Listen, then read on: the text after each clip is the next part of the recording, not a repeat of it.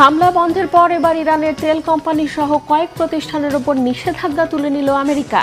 এটি কি ট্রাম্পের আত্মসমর্পণ? মধ্য দুপুরের ঝলঝলে রোদের মাঝে হঠাৎ নামবে গাঢ় অন্ধকার। কেন, কোথায়? এবার কোটি কোটি ডলার খরচ করে নভেম্বরের নির্বাচনে ইসরায়েল বিরোধী মুসলিম আল সাইদকে আটকাতে চায় ইসরায়েলপন্থীরা। ইরানের কঠোর অবস্থানের কাছে হেরে এবার শুধু হামলা বন্ধ নয়, বরং তেল কোম্পানি সহ আইআরজিসি সংশ্লিষ্ট কয়েকটি প্রতিষ্ঠানের উপর থেকে নিষেধাজ্ঞা তুলে নিতেও বাধ্য হয়েছে চরম ক্ষমতাধর আমেরিকা। যুক্তরাষ্ট্রের হুমকি আর অনুরোধের বিন্দুমাত্র পাত্তা না দিয়ে হরমুজ প্রণালী ইস্যুতে ওমানের সাথে ইরানের চুক্তি প্রায় চূড়ান্ত করার পরই এই পদক্ষেপ নিল ট্রাম্প প্রশাসন। এখন রীতিমতো এই যুদ্ধ থেকে মানসম্মান নিয়ে বেরোতে মরিয়া সাম্রাজ্যবাদী আমেরিকা। প্রশ্ন আসে, আমেরিকা কি সেই সুযোগ দেবে ইরান? তাদের সাথে কি আলোচনার টেবিলে ফিরবে তেহরান? প্রায় এক সপ্তাহ হলো ইরানে মার্কিন বাহিনীর হামলা আর প্রত্যাঘাত থেমেছে। তুলনামূলক শান্ত ইরানের রাজধানী তেহরান সহ ঘটনাবহুল হরমুজ প্রণালীর নিকটবর্তী তেল সমৃদ্ধ দ্বীপ আর প্রদেশগুলো। মার্কিন প্রেসিডেন্ট ডোনাল্ড ট্রাম্প ইরানের সাথে সমঝোতার বার্তা আদান প্রদানের দাবি করলেও নিয়মিত যা অস্বীকার করে আসছে তেহরান। আলোচনা আর হুমকি ধমকি ঘুরে ফিরে আটকে আছে বিশ্ববাজারে তেল পরিবহনের গুরুত্বপূর্ণ পথ হরমুজ প্রণালীর নিয়ন্ত্রণের প্রশ্নে। এমন অবস্থায় যুক্তরাষ্ট্রকে পাশ কাটিয়ে ওমানের সাথে ইরানের মধ্যস্থতা কত দূর এগুলো? অস্ত্রের মজুদের টান পড়ার তথ্য অস্বীকার করলেও এ নিয়ে ট্রাম্পের ক্ষোভের রহস্য কি? শেষবার সমঝোতার সুযোগ দিতেই মার্কিন বাহিনীর হামলা থেমেছে ইরানে। গত এক সপ্তাহে এই বক্তব্য অনেকটা টেপ রেকর্ডারের মতো বাজাচ্ছেন প্রেসিডেন্ট ট্রাম্প। যদিও এই সিদ্ধান্তের আগেই তোলপাড় ফেলে দেয় মার্কিন অস্ত্রের মজুদে টান পড়ার খবর। পেন্টাগনের গোপন তথ্যটি ফাঁস করে দেয় খোদ মার্কিন গণমাধ্যম। একে আবারও অস্বীকার করে জনগণকে আশ্বস্ত করেছেন প্রেসিডেন্ট ট্রাম্প।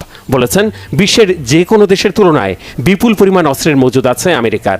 অথচ একাধিক মার্কিন সামরিক কর্মকর্তার বরাত দিয়ে সিবিএস নিউজ নেটওয়ার্ক জানিয়েছে, ইরানের সাথে যুদ্ধের 5 মাসে নির্ভুল দূরপাল্লার ক্ষেপণাস্ত্রের সমস্ত মজুদ শেষ করে ফেলেছে মার্কিন বাহিনী।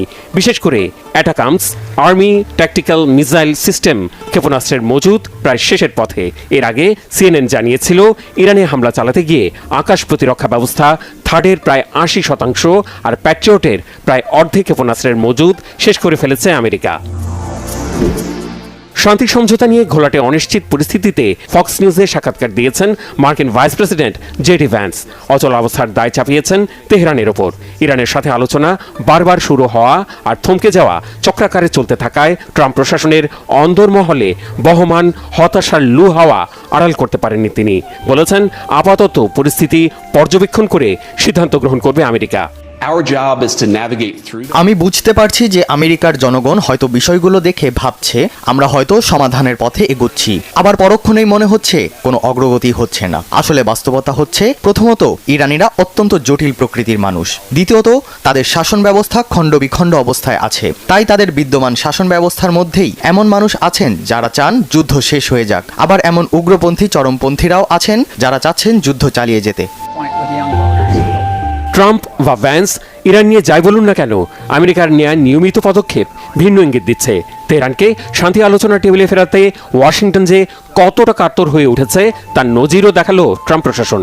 এবার ইরানের বিপ্লবী গার্ড আইআরজিসির সাথে সম্পর্কিত 2টি প্রতিষ্ঠান আর 2টি বিমানের ওপর থেকে নিষেধাজ্ঞা প্রত্যাহারের মতো কর্মকাণ্ডে নমনীয় হওয়ার বার্তা দিয়েছে যুক্তরাষ্ট্রের রাজস্ব বিভাগ। নিষেধাজ্ঞা উঠেছে ইরাকের Fly Baghdad Airlines, Iraq Express আর 2টি বোয়িং 737 এয়ারক্রাফটের ওপর থেকে। এদিকে হরমুজের নিয়ন্ত্রণ নিয়ে ট্রাম্প প্রশাসনের হাকডাক আর হুমকি মোটেই পাত্তা না দিয়ে যুক্তরাষ্ট্রকে পাশ কাটিয়ে ওমানের সাথে সমঝোতা চূড়ান্ত করেছে ইরান। এ নিয়ে খুবই আশাব্যঞ্জক প্রতিক্রিয়া দিয়েছেন ইরানের পররাষ্ট্র মন্ত্রণালয়ের মুখপাত্র ইসমাইল বাঘাই। যুক্তরাষ্ট্রের দিকে ইঙ্গিত করে তৃতীয় পক্ষের প্রতিবন্ধকতার আশঙ্কাও করছেন তিনি। তেহরান জানিয়েছে, মূলত হরমুজ হয়ে জাহাজ চলাচলের 2টি রুট চূড়ান্ত করা হয়েছে। একটি হচ্ছে ওমান আর সংযুক্ত আরব আমিরাত উপকূল ঘেঁষে, আর অন্যটি হবে ইরানের সমুদ্র সীমার পাশ দিয়ে। আন্তর্জাতিক তেল পরিবহনের গুরুত্বপূর্ণ জলপথ হরমুজ নিয়ে তীব্র টানাপোড়েনের মধ্যেই আরেক কৌশলগত নৌ রুট বাব আল মানদেবে অবস্থান দিনকে দিন জোরালো করছে ইয়েমেনের হুতি বাহিনী। আবারও সৌদি আরবের 2টি তেলবাহী জাহাজে হামলা চালিয়েছে ইরান সমর্থিত হুতি যোদ্ধারা। এতে গত কয়েকদিনে হুতিদের হামলায় আক্রান্ত হলো সৌদির অন্তত 12টি জাহাজ। ইউক্রেনের দক্ষিণাঞ্চলীয় শহর খেরসনের এক রাস্তায় বিক্রেতাকে লক্ষ্য করে ড্রোন হামলার ভিডিও প্রকাশের পর রাশিয়ার বিরুদ্ধে যুদ্ধাপরাধের অভিযোগ তুলেছে কিয়েভ। বেসামরিক নাগরিকদের ভয় দেখাতে রাশিয়ার বিরুদ্ধে পরিকল্পিত অভিযান শুরুর অভিযোগ করেছেন ইউক্রেনের পররাষ্ট্রমন্ত্রী আন্দ্রি সিবিহা।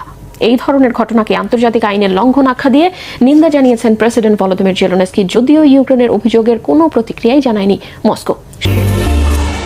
সাদা একটি মিনিবাসের চারপাশে ঘুরছেন বয়স্ক এক ব্যক্তি। তাকে অনুসরণ করছে একটি ড্রোন।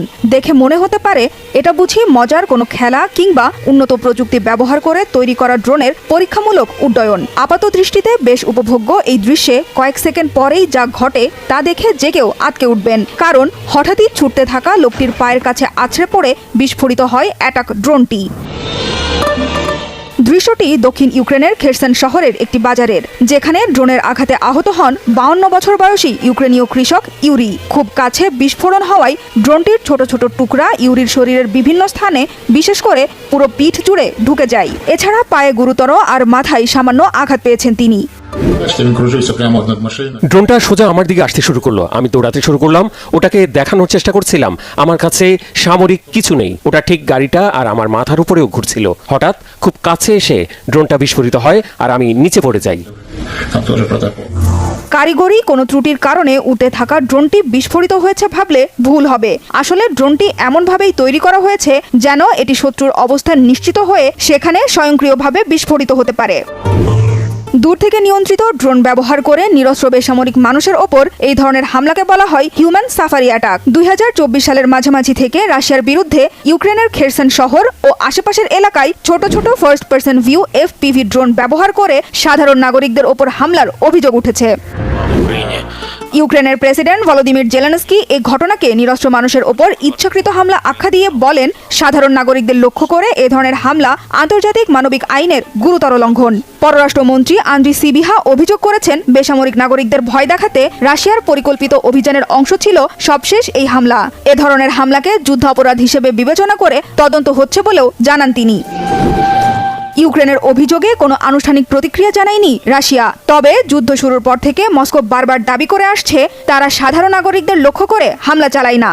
ফিলিস্তিন গণহত্যাকারী ইসরায়েলের কড়া সমালোচক মিশিগানের মুসলিম ডেমোক্রেট প্রার্থী আব্দুল আল সাইদকে এবার মধ্যবর্তী নির্বাচনে হারাতে এখন থেকেই উঠে পড়ে লেগেছে একটি প্রভাবশালী ইসরায়েলপন্থী লবিং গোষ্ঠী। আসছে নভেম্বরের মধ্যবর্তী নির্বাচনে ডেমোক্রেট আল সাইদের প্রতিপক্ষ রিপাবলিকান প্রার্থী মাইক রজার্সের পক্ষে কয়েক কোটি ডলার খরচের পরিকল্পনা করছে তারা। ডেমোক্রেট প্রার্থী আব্দুল আল সাইদের কি পারবেন বর্বর ইসরায়েলপন্থীরা মাইক রজার্সকে হারিয়ে আমেরিকার ইতিহাসে প্রথম মুসলিম সিনেটর হতে?